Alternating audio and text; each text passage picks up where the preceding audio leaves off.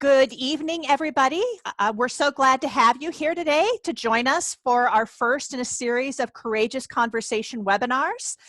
Tonight's topic is directly for parents and families, how to raise a socially conscious, anti-racist kid. I am so honored to be here today with our host, Dr. Darlene Rossetti from the DuPage Regional Office of Education.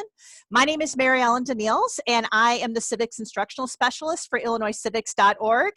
And I really am blessed to have been asked by Darlene to partner in this really important series of conversations to support our students for these challenging times that we're all trying to navigate.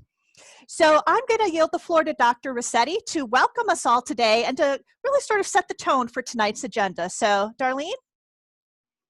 Thank you, Mary Ellen. And aren't you also the leader of the Illinois Civics Hub at the Regional Office of Education? So yes, absolutely. You wear many hats. You wear many hats.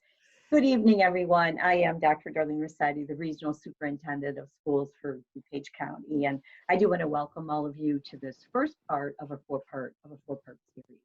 And I really appreciated the opportunity, as you said, Mary Ellen, to have this discussion and talk about how can we do more? How can we be better, particularly in our schools? How can we better educate ourselves? How can we better educate others? And really have some of the tough conversations that have to happen. You know, we are immersed every single day in COVID-related activities. And I feel like, at least up in our neck of the woods, that, you know what, the topic of anti-racism has kind of dropped off a little bit, and it shouldn't. It has to be front and center of everything that we do. And so I was really thrilled, and Mary Ellen, you jumped to the occasion, had this done, I think, within 2 days, and here's what we're going to do. So I just want to thank you, and I want to thank Amber Coleman Mortley and Sonia Mathew, particularly my good friend, Dr. Shawn Healy, Mary Ellen Daniels as well too. Thank you so much. We're so proud and honored to be co-sponsors, with you and the and Illinois Civics. Really important. And I just want to thank you for all of you that are on here.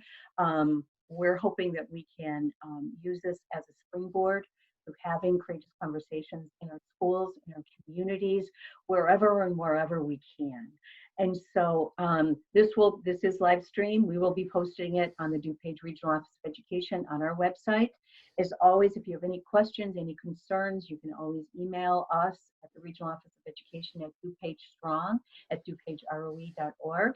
And again, just thank all of you. And now let's get to it. So thanks.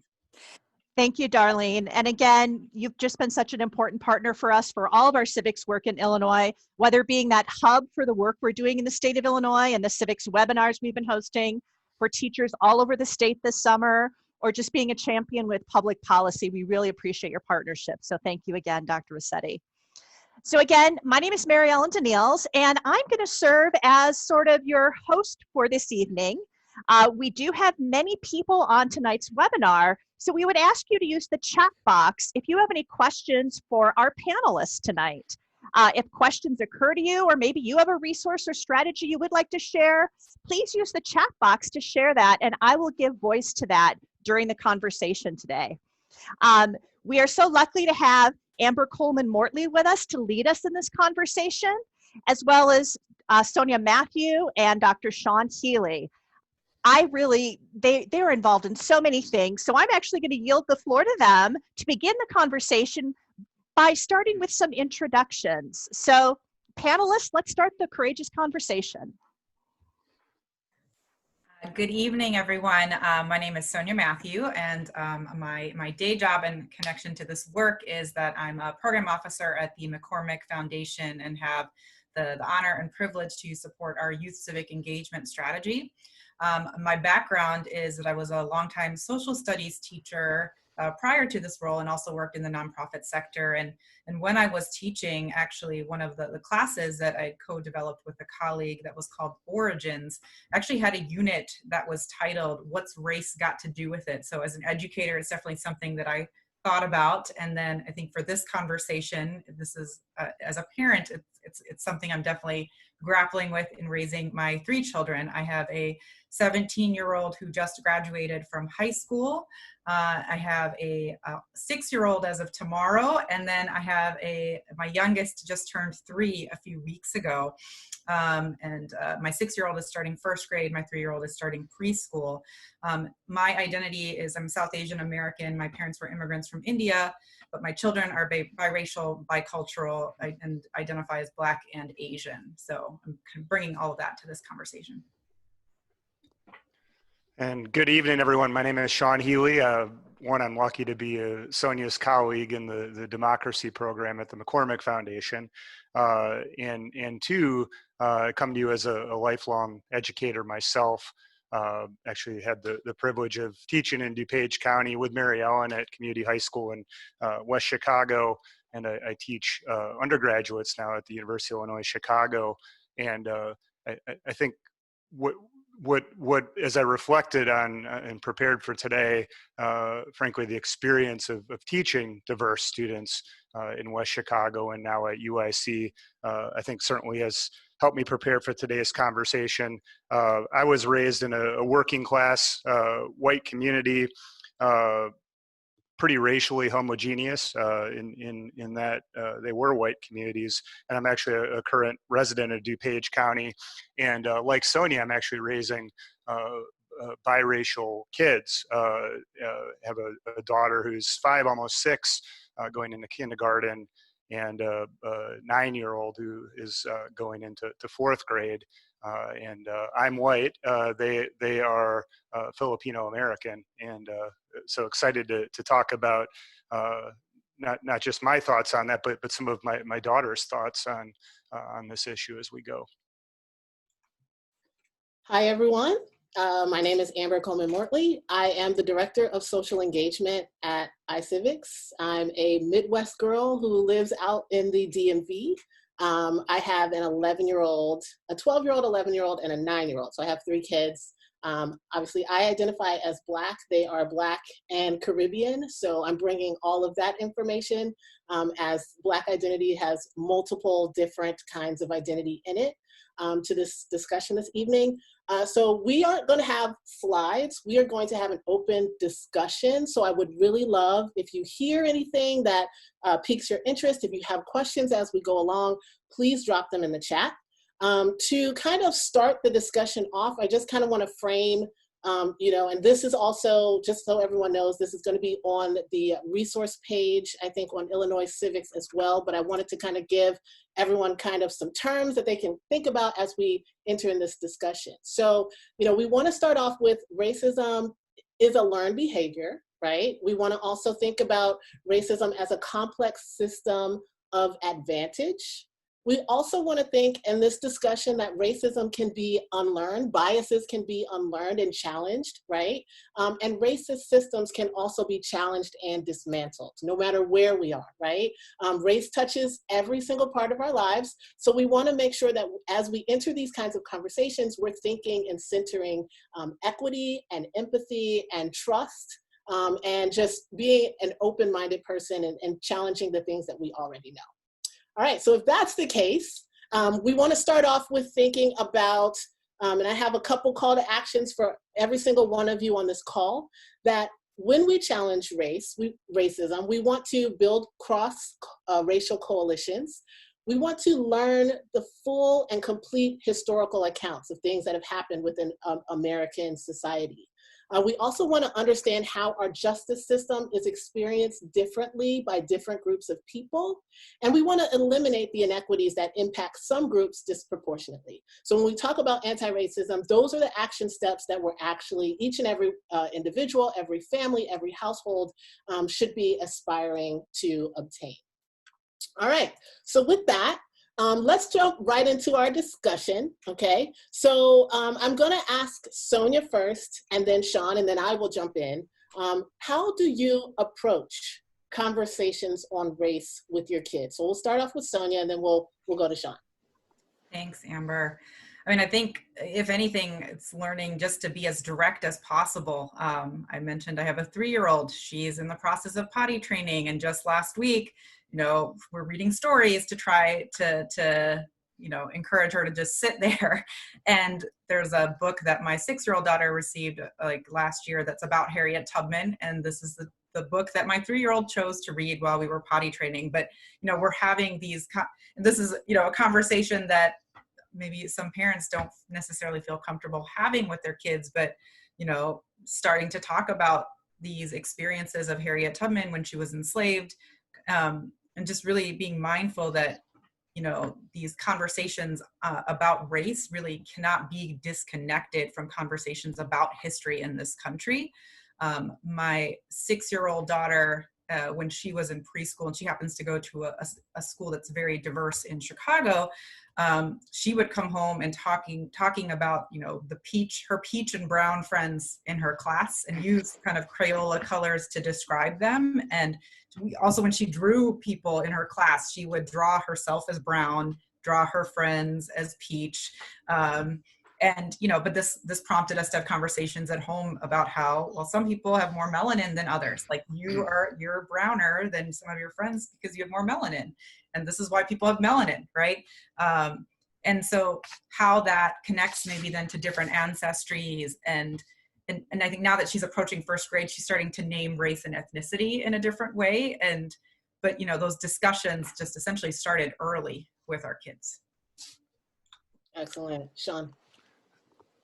I just say quickly, echoing Sonia, I believe in candor just as a basic practice with everyone in my life, but certainly with my kids. So in response to their questions, and then to really probe further, to sometimes answer those questions with further questions to help better understand their own conceptions of race, and modeling Amber. And if you haven't checked out some of her other podcasts, please do. I know our resource page highlights some of them, but as I was listening to Amber's podcast, it inspired me to have a conversation over the weekend with my daughters.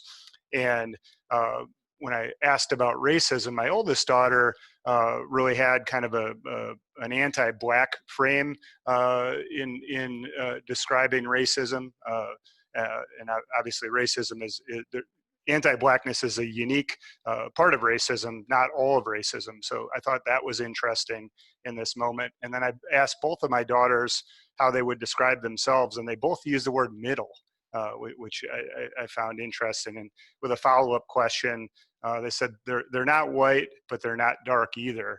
So from the mouth of a 5-year-old and a 9-year-old, that's how they see race. Yeah, that's cool. I would say, I also approach conversations of race by centering my children's identity and how they self-identify. So, what I would encourage all families to do is when you start your discussion about race, ask your kids lots of questions, center their identity, ask them, how do you identify, right? How do your friends identify?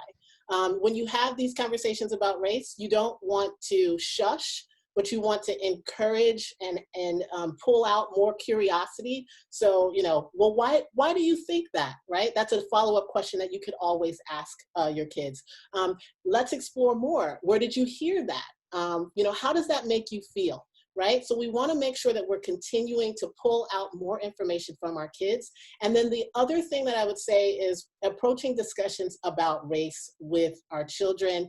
Parents aren't going to have all of the answers, right? Like, I consider myself pretty adept to having these kinds of conversations with my own children, but I do not have all the answers. And Google, right, checking my sources is one of my favorite places to go when looking for more information.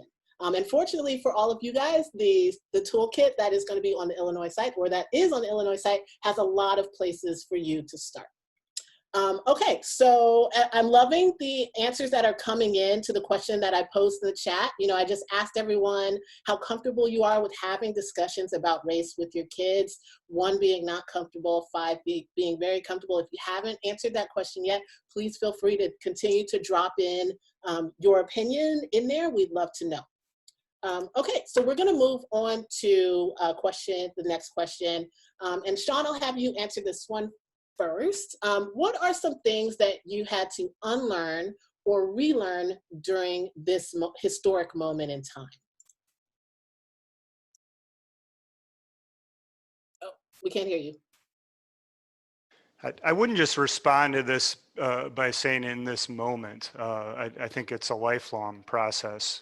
And truth be told, I grew up in a home with a father in particular who was a racist, said a lot of racist things.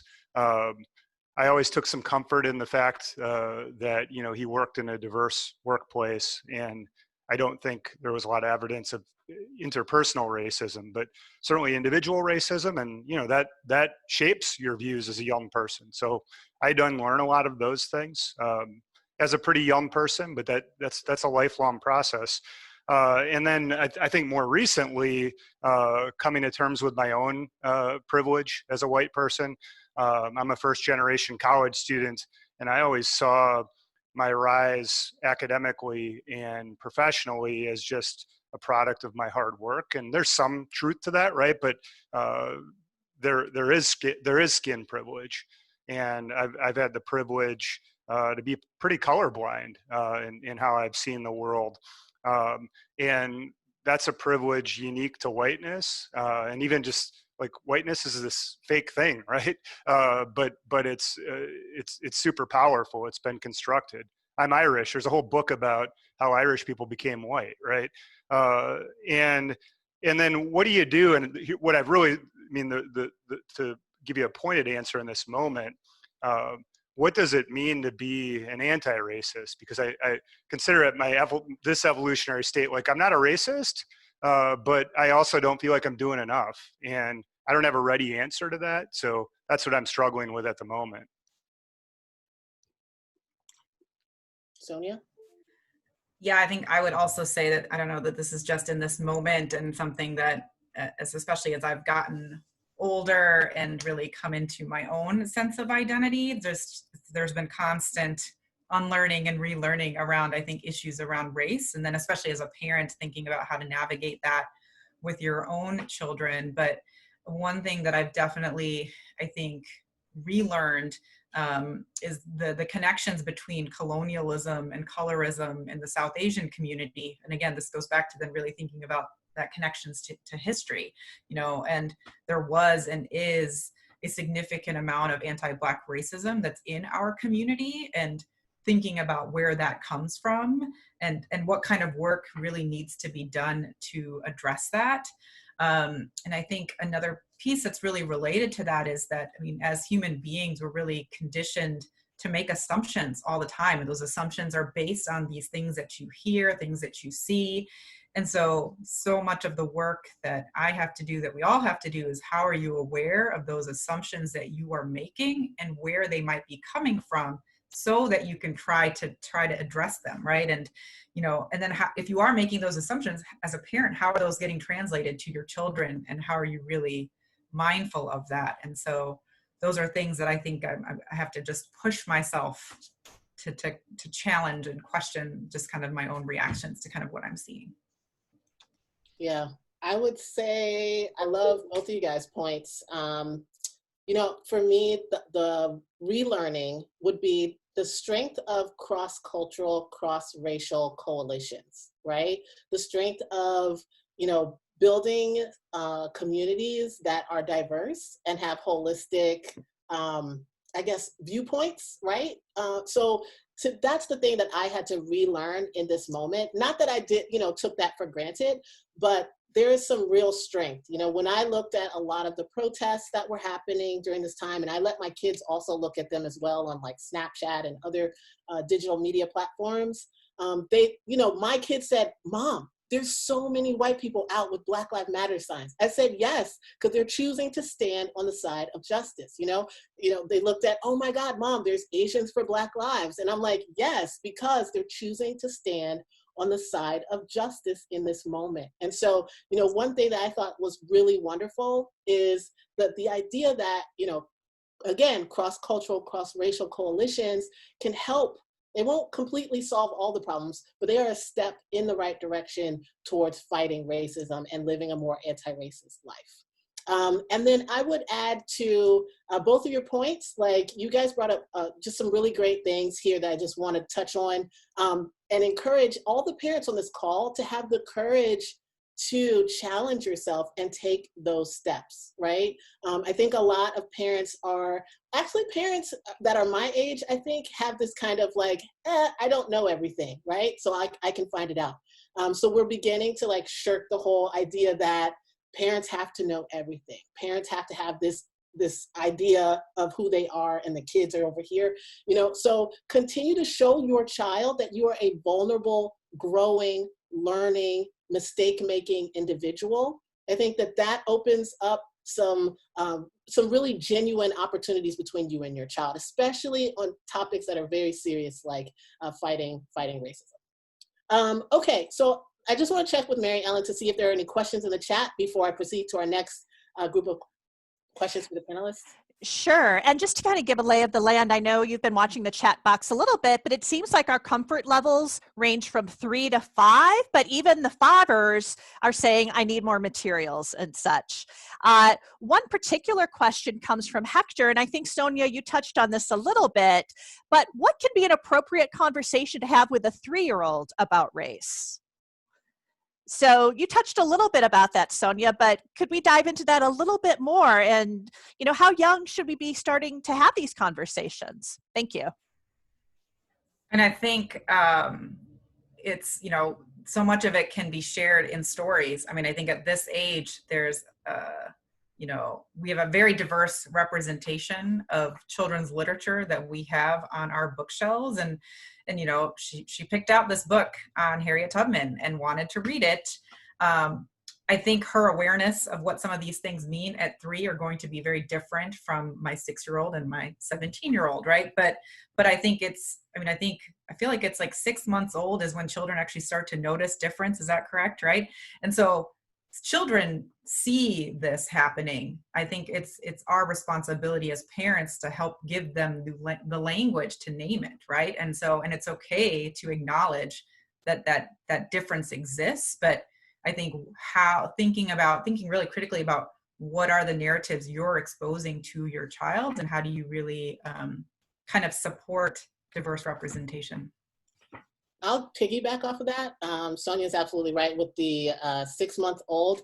By the time a child gets to be 5, they begin to connect the negative connotations with race that they've learned from their parents, right? So, kids are looking for the faces that look like them from 6 months to about 3, right? They're like, where are the people that look like my family, like my caregiver? They're not necessarily selecting race because, they just love that race. They're looking for people who look like their caregiver.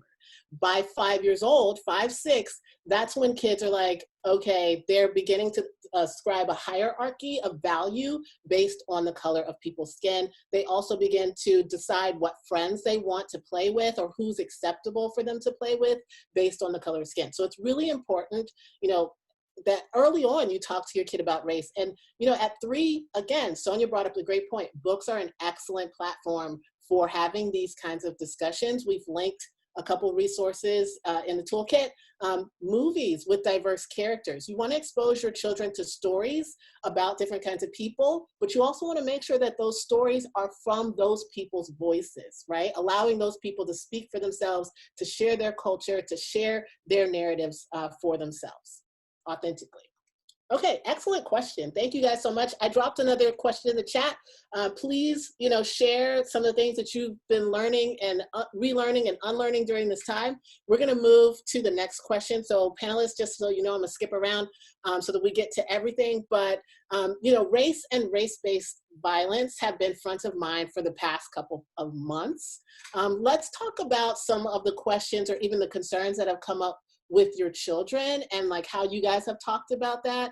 And then even like how you guys have had these conversations with parents and other adult family members. Shawn, would you like to go first? Or Sonia, would you like to go first?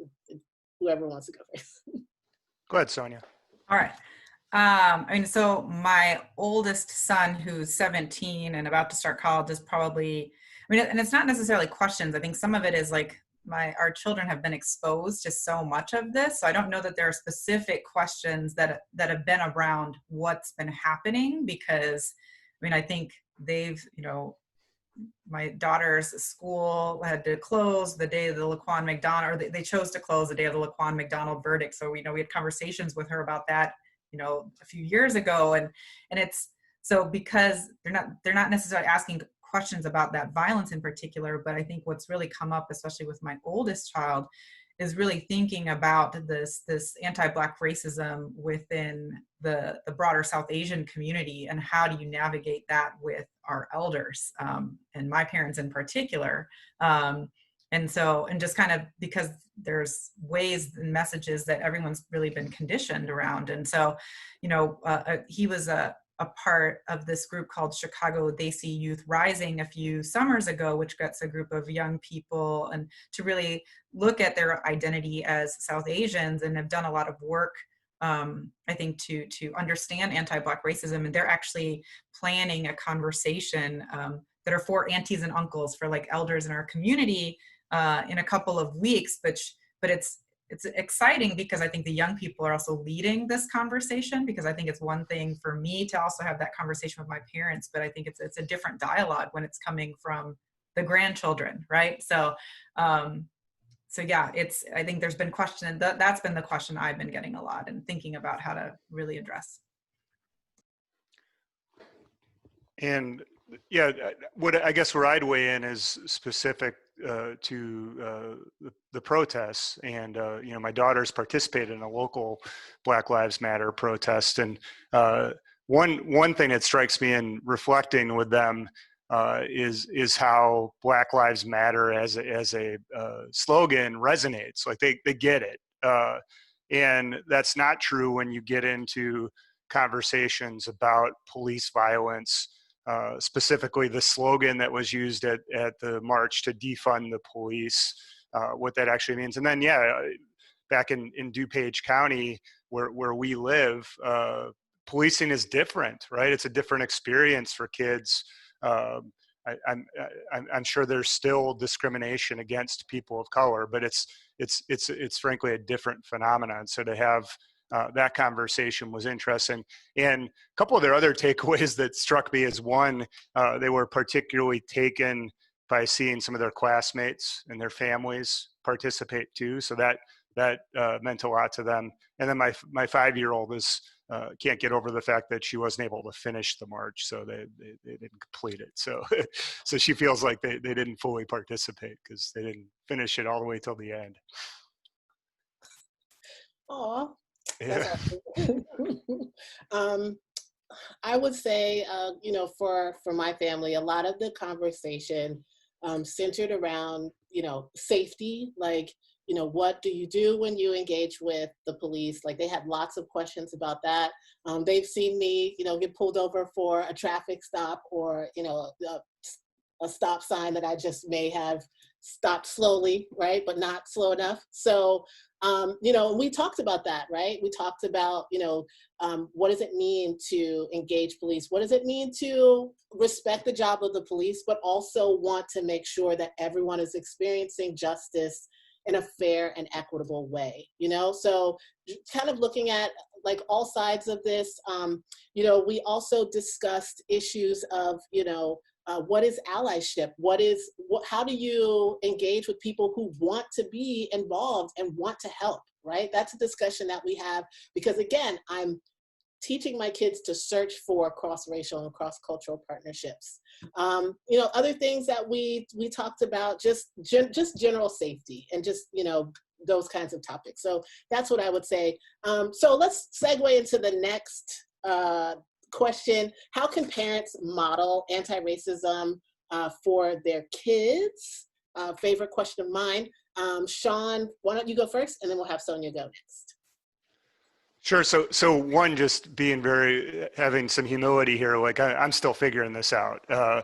But the thing I know is, I've spent my whole career centered on a belief that if we prepared young people for democracy, that they would rise to the challenge. If we presented young people with that opportunity. So my teaching career, the work I do at the McCormick Foundation, some of my academic work is really centered on that. And in the 9 years I've been a parent, I've tried to bring my daughters along in that work, and it's my life's work, right? What has been lacking, I would say, for most of my life's work is an explicit focus on issues of race and equity. We made some progress on that in recent years, but it really is where I've started to center my work, and thus, I will bring my daughters along in that process. So this isn't something separate for me. This is just a lifelong project. It's what I'd do if I wasn't even getting paid for it. But certainly centering equity is really important. Being intentional about it is really important. And I've failed to do that. I think it's fair to say the civic education movement to date has really failed to do that. So frankly, the civic education that is, and I know this is a point we'll come to later in the conversation, the civic education that is made available for young people in this country is highly inequitable.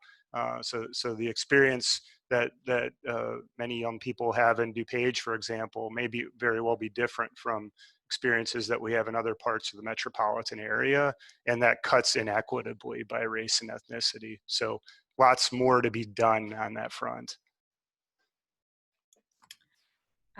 So I think for me, and I think there's also so much more I can learn on this as well, but I think it's thinking about what my own learning has been around some of these issues as it relates to race, and how it is that I have been able to build my toolbox for really both understanding issues of race, but then also talking about it with other people. And I think teaching a unit on this with students really helped me do some of that work many years ago.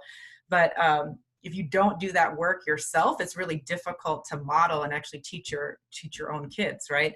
So one resource in particular that was really helpful when I was teaching, and I was able to kind of watch this video series, is Race, the Power of an Illusion, which was a PBS series of 3 videos that really looks at kind of race as a social construct, the history related to this, the implications that it had on policies that were made in this country that were really shaped on race and division. And when you think about so many of those structural problems that exist in that systemic racism that you see, that series, I think, was really helpful in understanding, how history and policy really shaped some of that, which I think you having your own awareness of that as a parent helps you to frame the conversation for your kids a little differently. Yeah, I will totally agree with that. I would say for parents, we want to make sure that we walk around the world with a bit of healthy skepticism. Looking around and saying, there aren't that many people of color here. Why is that, right? And not because they don't want to be. Like, really dig in and have that tough kind of like moment with yourself, like, well, why is that, right? And then investigating, why is that? And then figuring out, okay, now how can I change that? So first starting with why is that, then investigate why it is, find the reason why, and then figure out what's your part in pushing the needle on making that change. I think modeling anti-racism, a lot of people get exhausted because they think that they have to solve these massive, ginormous issues of race in a lifetime. It took us 400 years to get to this point, right? It's going to take several generations to move the needle on anti-racism, right? But your goal is to, figure out, how do I bring in more diverse voices into this space, right? How do I connect with people of difference so that I can show my kids that we can have friends with people who are different from us? Going to museums, right? So I definitely, in this moment of, shelter, well, COVID-19, because not everyone's in shelter in place anymore, but COVID-19, if you don't feel comfortable going out to spaces, go on the internet, right? The National Museum of African American History and Culture has a wonderful virtual exhibit, right? So visit museums and cultural spaces online. Use the months. So every month we have some sort of celebration, whether it's Black History Month, whether it's Asian Pacific Islander American Month, whether it's Indigenous Peoples Month, whether it's Hispanic Heritage Month. There are so many different months. Use those months to celebrate, right? The other way that you can model anti-racism with your children is to just have open discussions all the time about race. You want to make sure that if your kid has a question, that you are open to answering that question and either finding the answer somewhere, or maybe you've built up the catalog over time to be able to have that answer for them.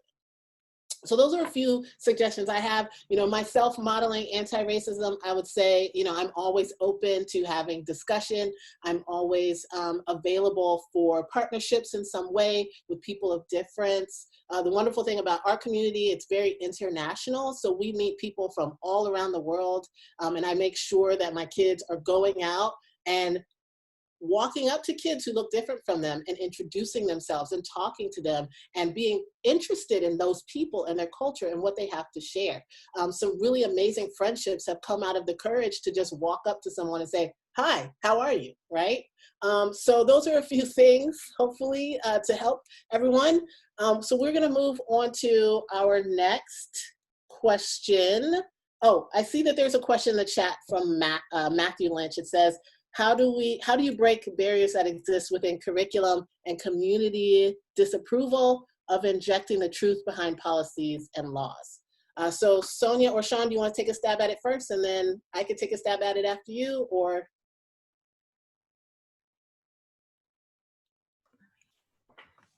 I can start, and I think this actually maybe gets into the question we were going to talk about a little bit later, that really connects civics education to what's happening in history.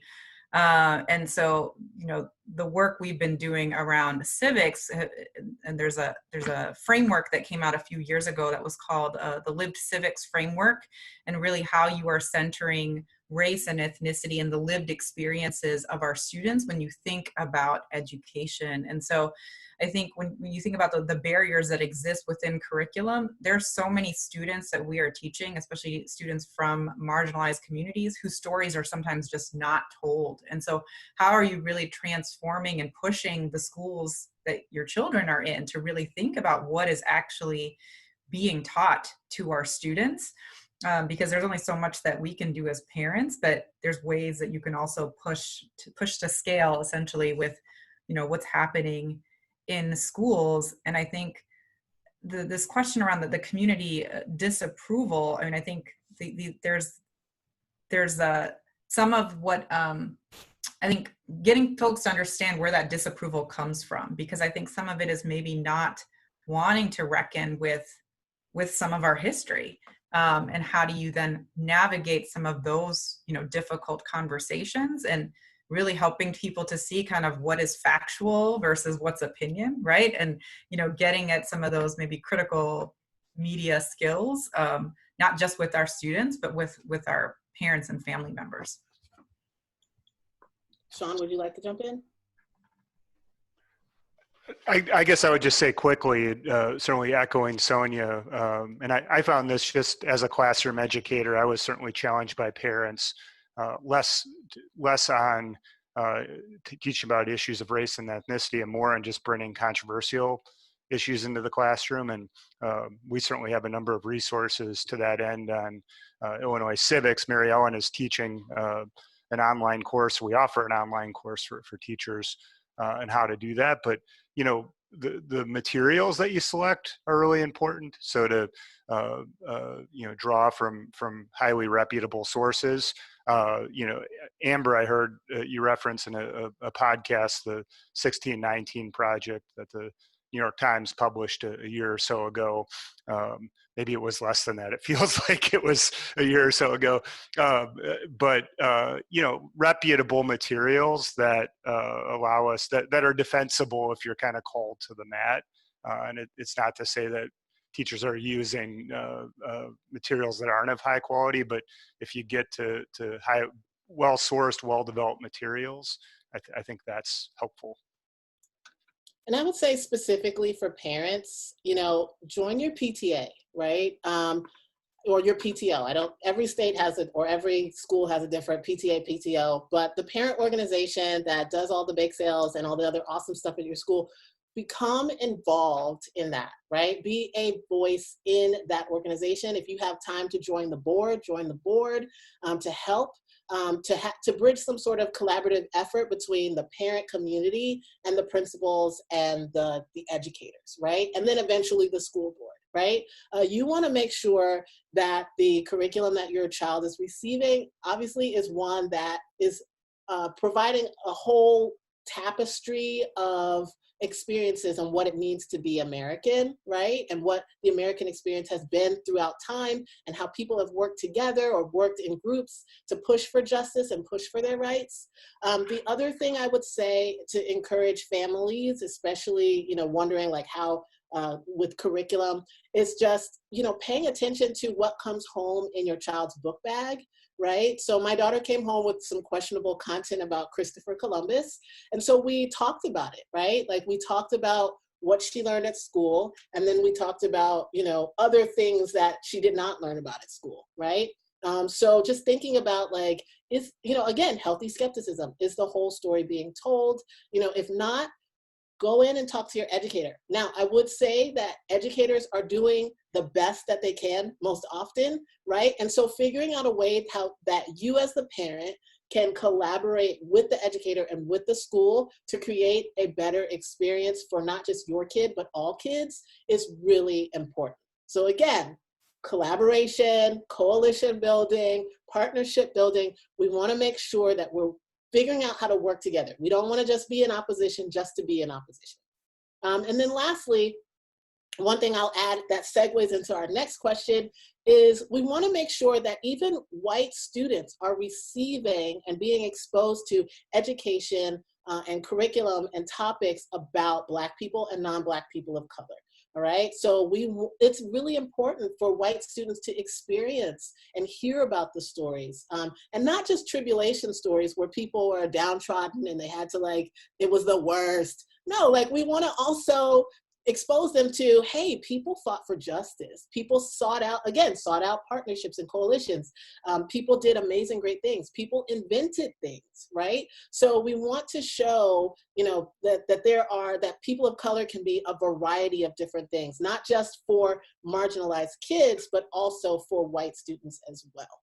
Which leads to our next question. Shawn, I'd like for you to touch upon a bit, when faced with a lack of diversity in communities, how can white parents in homogenous neighborhoods work to raise anti-racist kids?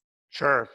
So one, like almost every response I've given, I've struggled a lot with this. Spent a lot of time in Chicago, and when my second kid was on the way, moved to the suburbs. And Chicago is super diverse in aggregate, but obviously highly segregated. So even in Chicago, I didn't live in, I lived in mostly homogeneous neighborhoods. But just given the way the city operates, you see its rich diversity every day. So now I live in Elmhurst, which is a predominantly white community. And I guess the first way I would respond to is just say to not live in a bubble. Chicago is one of the most diverse regions in the world. And frankly, even in the suburbs, like if I go a little bit north, like Bensonville has a large Latino population. I'm a runner. Every morning on my runs, when I go east, I run into Black communities, into Bellwood and Berkeley. So one, to just not live in this bubble that is my community, to take advantage of all that this diverse region, the great city of Chicago, has to offer. Amber, if I could pick up your museum anecdote, a couple of years ago, I was working in Springfield. I was speaking to students in Springfield, which is a few hours from Chicago. The Lincoln Museum is based there, and as a result of the speaking experience, we got free admission to the museum. So I brought my daughters, and there's an exhibit in the museum it's gripping. It's a slave market in New Orleans. And Lincoln saw it as a young man, and it influenced his thoughts about the institution. And it horrified my daughters, both of them. It still does. And we've been talking about it ever since, for over 2 years. So how powerful, that's, just one thing you can't replicate. And it's great we can access this stuff online, but once we get on the other side of this curve. Let's go back to museums. And then finally, to raise the issue of why our community is so white, right? You can get into matters of housing policy, for example, and historic discrimination. But even now, there aren't many renting options, for example, in Elmhurst, and often the suburbs writ large have been hostile to affordable housing, right? And that hostility has led, in a lot of cases, to predominantly white communities over now decades, right? Generations. So to have that difficult conversation about why we aren't all that diverse. Excellent points. Sonia, I know you had something you want to say, and then I'll follow up both of you. Yeah, so I don't live in a predominantly white neighborhood. I actually live in a predominantly Black neighborhood. And, I've had people tell me at different points that, I live in a quote unquote bad neighborhood, and so part of it is if you think those things or you hear those things, how do you address some of those, I talked about stereotypes earlier. How do you address some of those stereotypes or perceptions that exist about various communities that might be different from yours? And, where are some of those stereotypes coming from? And I think some of it, again, and I think Shawn really spoke to this, is understanding this question about how do those communities get to be the way that they are? There's a reason our community is segregated, and then it's also been really disinvested in. But that doesn't also, the folks that are saying that this is quote unquote bad also maybe don't recognize the numbers of assets that the community does have, and that the way that the community actually comes together and supports, residents in so many different ways. And so you can't necessarily just make those assumptions and go off of those assumptions. And so much of that, and I think Amber, you spoke to this earlier about how do you really build, relationships and connect? How do you go to those communities that you might be unfamiliar with and potentially challenge some of those fears or stereotypes that you have? I think proximity is one of those, areas that it's a helpful tool in really helping to, dismantle so much of those perceptions that you have. And so how are you able to really, work with your children, go to restaurants in communities that are not a part of your community, right? How do you get to support some of those local businesses in communities that you're maybe not as familiar with, right? But I think that proximity and exposure is also something that really helps. Yes to proximity and exposure. Yes, yes, yes. I am a huge fan of that. Also, we'll add on to it that, if you're in a predominantly white community, I'll start with that first, you want to raise your kids to always stand on the side of justice, right? Like, it's justice, no questions asked, right? Like, equity, no questions asked. If there's something that is inequitable, even if it's questionably inequitable, right? Like, investigating it and teaching your kids to look at it beyond surface level. Look at it, like, go deeper into, well, what is the history behind this choice, right? Like, is the media portraying, all of these people who are Black people as criminals? Like, why is that? And should we stand for it, right? So, and that's an example, right? So, again, like, even if you're in a homogenous community, whether it's a homogenous Black or white or Latinx or Asian community, you want to make sure that you are, again, healthy skepticism, questioning, standing on, looking for the justice in a scenario, looking at the history of a scenario, and fighting for the equity in that scenario. Okay, so I don't want to talk the whole time. We do have other questions that we can answer amongst ourselves, but I want to make sure, Mary Ellen has put here, we want to answer your questions. Does it, please provide questions to us in the chat. And if not, I can keep going with what we have, the scripted questions that we have. One being, is there anything else that Sonia or Shawn, you want to add to the whole civic education piece while we're kind of in this conversation here before moving on? I would just say quickly, one, it's vital. Obviously, I'm a ringer for this, but I think there really is a policy window that's open for us to do something more. We've made some big strides on this in Illinois. We need to do this everywhere. And check out the work of the Civics Now Coalition. Amber's parent organization, the iCivics, leads that. And we're making both a state-based push, but also a national push to strengthen civic education.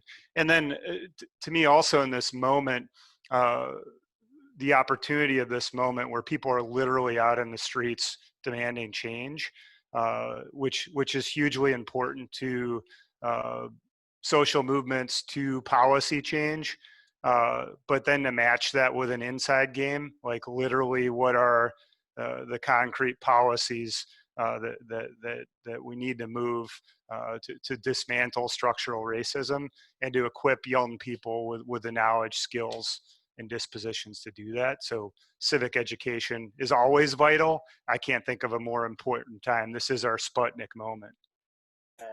Yes. Civics. Okay, so Sonia, is there anything you'd want to add before I move on to the next question? We can move on. All right, cool. So I think about like remixes and revisions, how is what you're doing to raise socially conscious, anti-racist kids different from how you were raised? We each touched upon this a little bit, but if we could just quickly share a little bit more about that, and just reminder everyone in the chat, participants, please drop your questions in the chat.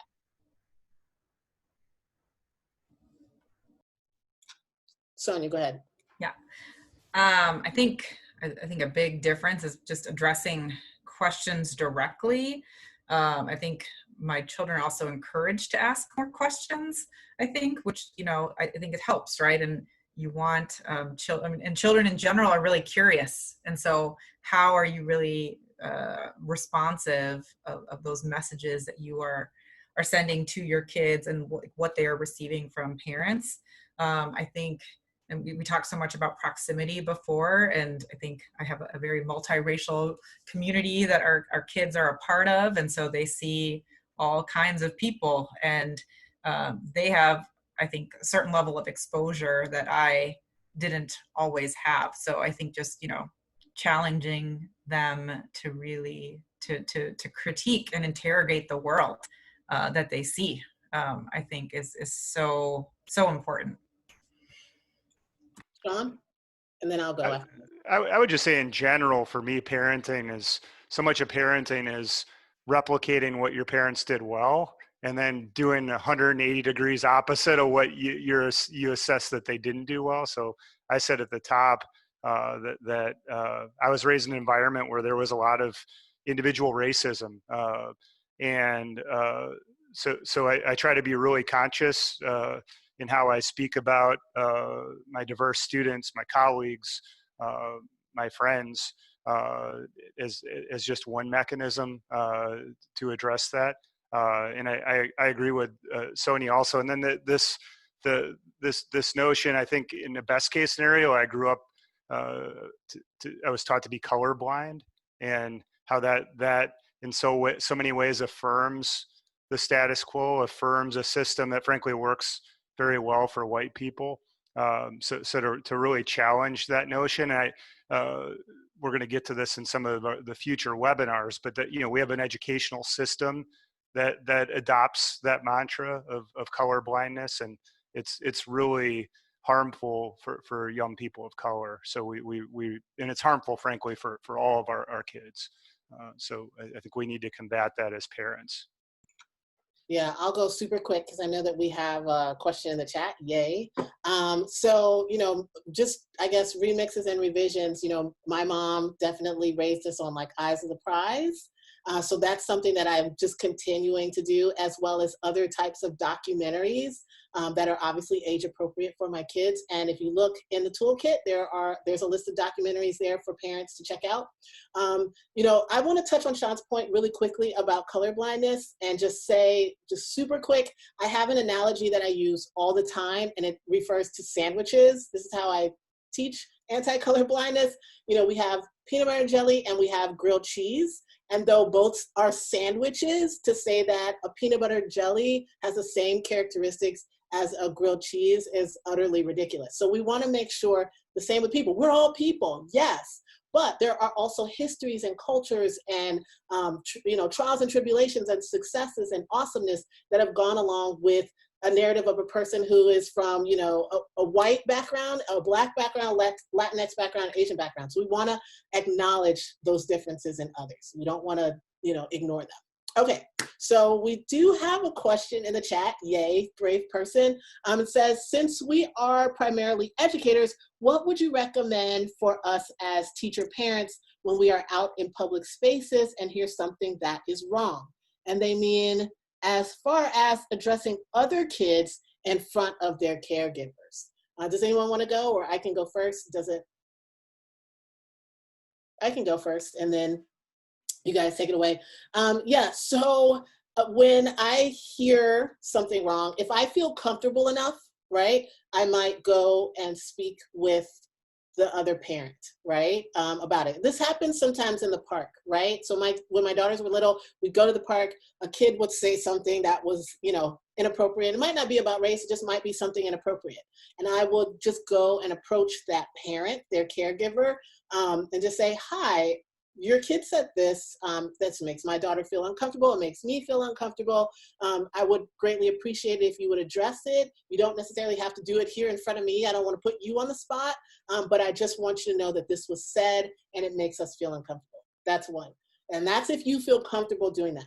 Number two, I take my daughter, because I have girls, off to the side and have a conversation with them. How did that make you feel, right? And if they don't want to talk about it in that moment, on the car ride home, how did that make you feel? Can you tell me more about how that impacted you? What do you think about it? Is it appropriate to have these kinds of ideas or say these types of things in public or just in general, right? So then after I address it with the other adult, I address it with my child to make sure that I tie it all up in a bow when it's all said and done. Because I don't want my kid to watch me talk to another adult and then us walk away and there's no kind of, what happens next, right? Sonia and Shawn, for a second time, do either of you want to add anything to that one? Yeah. Okay, awesome. So we have like 2.5 minutes left. So there was a question earlier, Amber, about from somebody that talked about they struggle to find the proper vocabulary to have these conversations with their kids. And we talked a little bit about this at younger kids to older kids. We talked about the term colorblind and such, but could you maybe speak a little bit about the proper vocabulary and maybe even point to something in your toolkit that might help with that as well? Thank you. Yes, thank you. So when you go into the toolkit, you're gonna see a section called, I believe it's naming racism, right? So there's a section called naming racism, and it gives a lot of definitions of racism. And obviously that is a very short place to start, but we talk about individual racism. I give examples in there. Internalized racism, institutional and systematic and structural racism. Again, definitions are in there. Those definitions are based on the Racial Equity Tools glossary that I will drop in here. Not all of us, and myself included, know all of the terms. This is an ever-evolving field of study. So here's where I would recommend people start. Familiarize yourself with the definition on the Racial Equity Tools glossary. This glossary is also linked in the toolkit as well, so you don't have to remember the web address. But this is just a great place. There's so many words here. We have ally, we have, collusion, we have ethnicity, diversity. Like there's so many definitions here. I would definitely recommend starting here with broadening your idea of what definitions and how to say things. Hi, this is Darlene. I just wanted to, this is great. And I wanted to say, just kind of sum up a couple of things with one of my learnings tonight. It's been, but you deepened it as well. So we've done a lot of work at the Regional Office of Education. We have a executive director of of equity, and we do equity audits. We're writing dissertations at the end and giving all kinds of recommendations. We've brought in great guest speakers. We've been doing this. We have an equity and excellence, committee that meets every month. We have a strategic plan. And I think, one of the things that I think was reinforced over and over again in this conversation was being intentional. And so we can do everything we want at the regional office. We can do all of these things and offer all of these great opportunities. But it really is up to each and every one of us, whether we're a parent or an educator or a community member, no matter who we are, to be more intentional. And it's not just one time. It's like a consistency. It has to be, I believe, it has to be part of, we all have to institutionalize this. And then be aware of those opportunities that become, that are before us, no matter where we're at.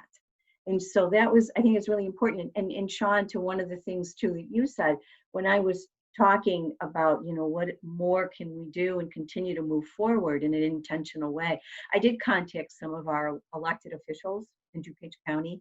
And when you talk about policy, and I do think that there really is more that we can do. People are open, and I say this from kind of just a naive perspective or whatever. Sometimes, then I don't know what I don't know, and also too, I don't know what I can do if I don't know what I don't know. And so this, to me, is just that part of that. We have to continue to just have those courageous conversations. And I really appreciate all of you and all of what you have said tonight. It really was very eye-opening, in a lot of ways, very eye-opening for me too, to continue.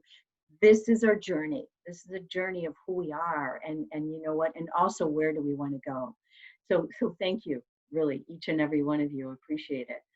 And I don't know, Mary Ellen or anyone, and Amber, I think you should really close us out.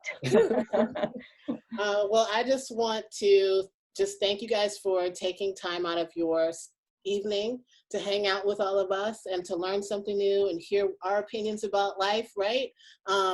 It is an honor and a blessing every time I have an opportunity to speak with a group of people about this fight for a more equitable, anti-racist world that will benefit not only my kids, but all kids. So thank you all so very much. I encourage you to just go out and be courageous and brave this evening.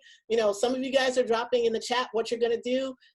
Please do that. You can always follow up with me or Sonia and Shawn on social media. My DMs are always open. I'm always open to answering questions or connecting people with resources. Thank you all so very much. That's it. Yeah, thank you. And again, this is just the first of 4 conversations, since many of our parents on tonight are educators as well. Next week, Sonia is going to be leading a conversation with administrators about policies and practices to promote anti-racism in school institutions. We have a Wednesday morning webinar in August with Shawn and Amber again about promoting anti-racist policies and practices and curricula, culturally responsive pedagogy in the classroom, so things for teachers. And then we're all going to come back together again and have a book club conversation around the book White Fragility. That you talked about building coalitions, Ambers. This is an opportunity to build coalitions. Parents, educators, everybody come back together and let's have this conversation. And I hope it doesn't just start with 4. I often say to the teachers that I work with, how do you eat an elephant? 1 bite at a time. And this was the first bite. All right. So we're going to stop recording now. Thank you very much. And I hope you all will come back again for our next courageous conversation. Thank you.